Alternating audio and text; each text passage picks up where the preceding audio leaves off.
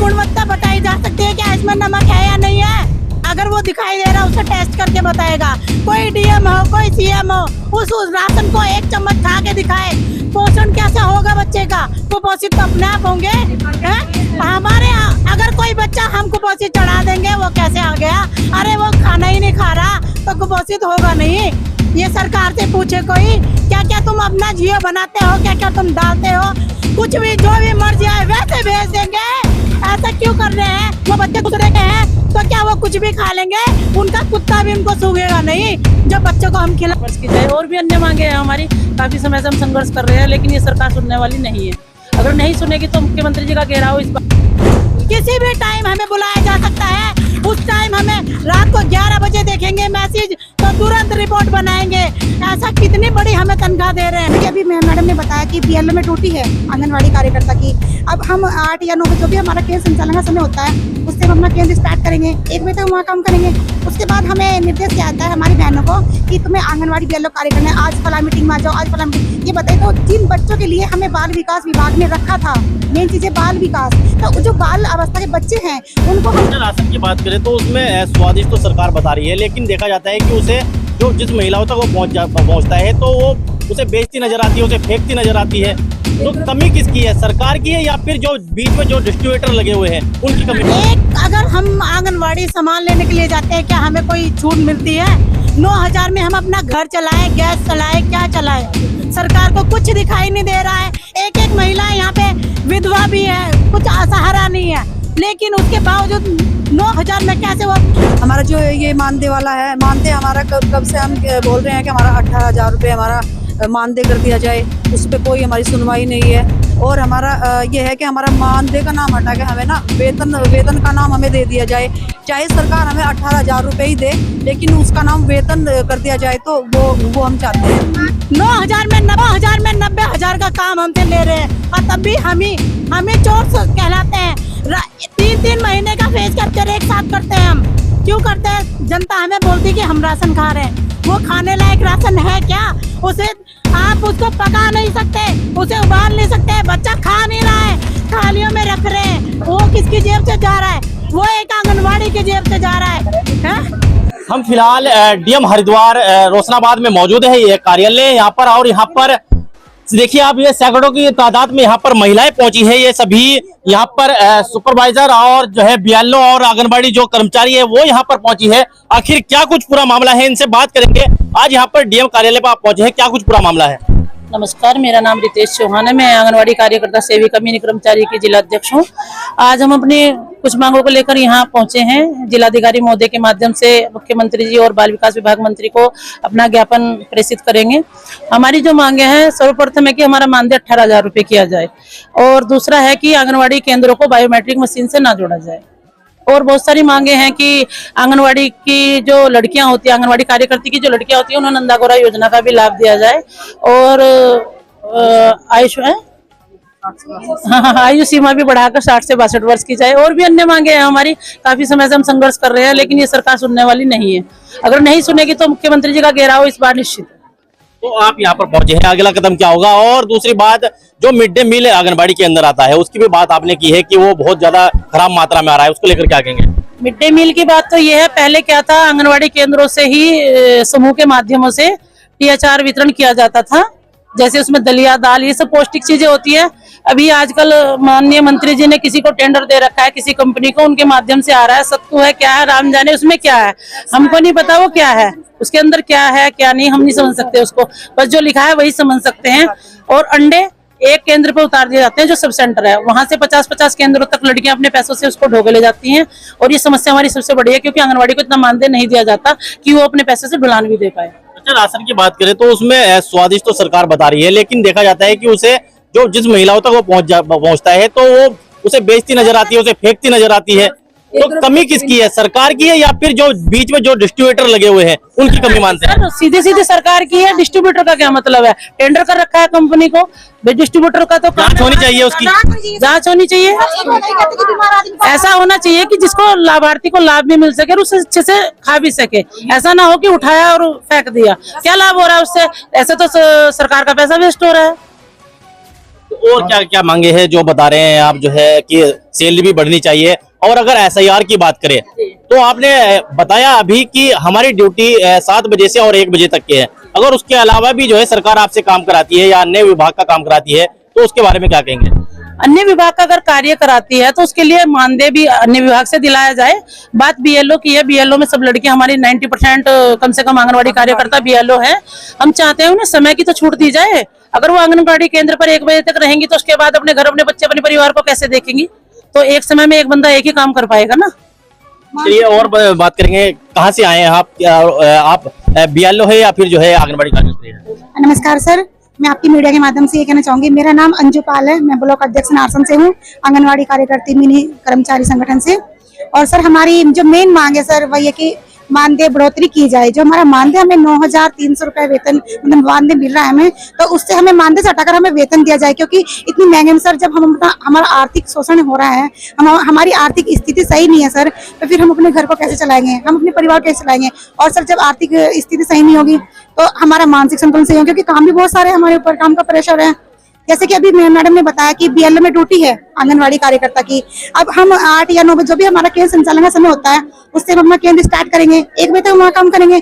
उसके बाद हमें निर्देश क्या आता है हमारी बहनों को कि तुम्हें आंगनवाड़ी BLO कार्य करना है, आज फला मीटिंग में आ जाओ, आज फला मीटिंग। ये बताइए, तो जिन बच्चों के लिए हमें बाल विकास विभाग ने रखा था, मेन चीज है बाल विकास, तो जो बाल अवस्था के बच्चे हैं उनको हम कैसे शिक्षित करेंगे, उनको हम कैसे रहन सहन, कैसे उनको स्कूल पूर्व शिक्षा दे पाएंगे सर? चलिए और लोगों से बात करें, क्या कहेंगे आप यहाँ पर पहुंचे हैं, जिस तरह से मानदेय की बात हो रही है और मिड डे मील जो खराब गुणवत्ता हो आ रही है उसके बारे में क्या कहेंगे?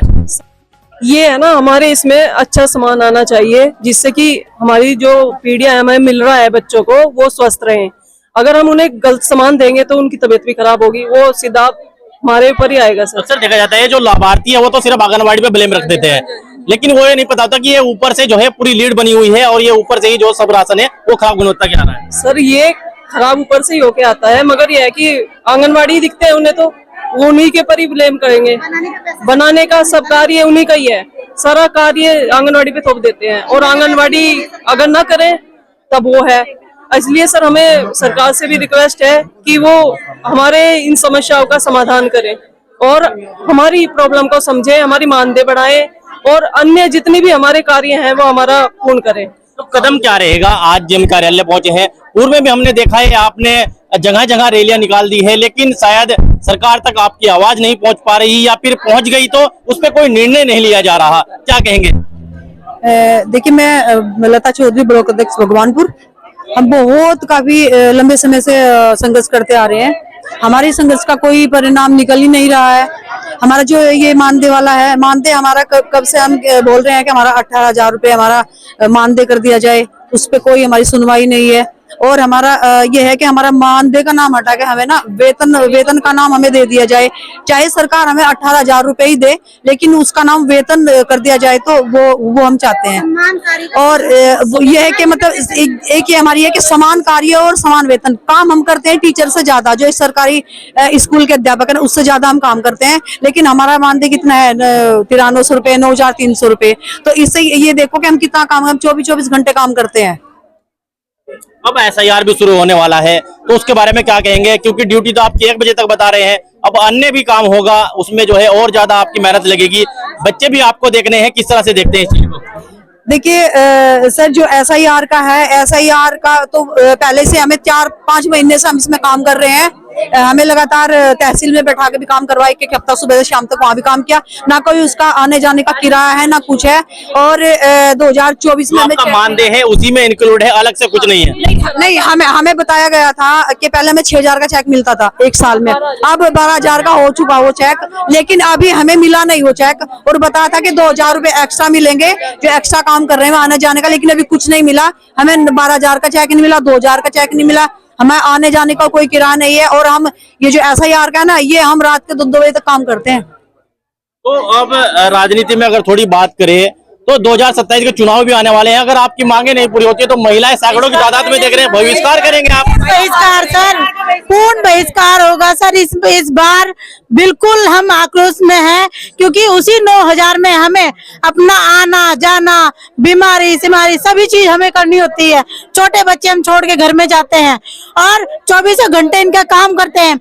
एक बाल पलाश का सामान उठाने के लिए भी 200 रुपए हमारी जेब से लगते हैं, उसका भी कोई पैसा नहीं हमें सरकार देती। सरकार तो महिलाओं के सम्मान की बात करती है, तो उसके बारे में ये तो घोर अपमान है, हमारा घोर अपमान। हमें सड़कों पे बैठाने के जिम्मेदार हमारी मंत्री रेखा आर्या है, एक महिला है, वो ही हमारा दर्द नहीं समझ पा रही, तो और कोई क्या समझेगा। सही बात है, अगर घरों से महिला निकली है तो बहुत मजबूरी में निकली होगी, डीएम कार्यालय तक यहाँ पर पहुंची है तो एक बड़ा कारण होगा। अगर हम आंगनवाड़ी सामान लेने के लिए जाते हैं, क्या हमें कोई छूट मिलती है? 9,000 में हम अपना घर चलाएं, गैस चलाएं, क्या चलाएं? सरकार को कुछ दिखाई नहीं दे रहा है। एक महिला यहाँ पे विधवा भी है, कुछ असहारा नहीं है, लेकिन उसके बावजूद 9,000 में कैसे वो करती होगी ये देखना। और उस ऊपर से जितनी ट्रेनिंग होती है हमारी, कभी पोषण वाटिका की, कभी बाल वाटिका की, कभी कुछ तो कभी कुछ, वो एक पैसा नहीं हमें दिया जाता, उसका भी हम कहाँ से भुगतान करें? 9,000 में हमें 9,000 मिलते नहीं है, हमें 7,000 की ड्यूटी करनी पड़ रही है, और वो भी 24 घंटे।